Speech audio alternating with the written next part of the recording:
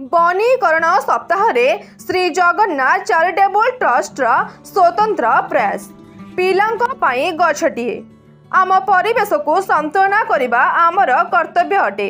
परिवेश और प्रकृतिर संतुलन ठीक रहिले आम परिवार सुरक्षित रहिबो।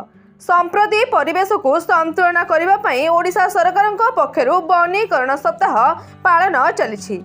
केन्द्रापड़ा जिलार सामाजिक अनुष्ठान श्री जगन्नाथ चैरिटेबल ट्रस्ट परिवेश सुरक्षा पाई भिन्न भिन्न प्रचेष्टा सचेतनता कार्यक्रम करी साधारण जनता प्रिय भाजन हो पारिछि। एही वनीकरण सप्ताह को मध्य ट्रस्ट पक्षरु स्वतंत्र कार्यक्रम भावे निया जाइछि। कार्यक्रमर ना रही पिलांक पाई गछटिए। एही कार्यक्रम प्रति परिवार मुरबी हाथ में तांको घरर छोट पिलांक नाम नामकरण करी गोटे लेखाए फल चारा प्रदान करा जाइछि। छोट पिलाटी जेतिकी अम्लजान ग्रहण करिबो एही गछ ताहा प्रदान करिबो, जहा पाई दुई जन परिपूरक अटंती।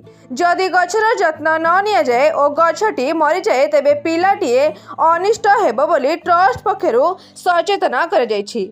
पिलांक पाई गछटिए कार्यक्रम को अंचलवासी ग्रहण करछंती। एही कार्यक्रम केन्द्रापड़ा जिलार पटामुंडे ब्लॉक अंतर्गत सानजरिया गुणपुर पठाणा ग्राम आयोजन होइथिला।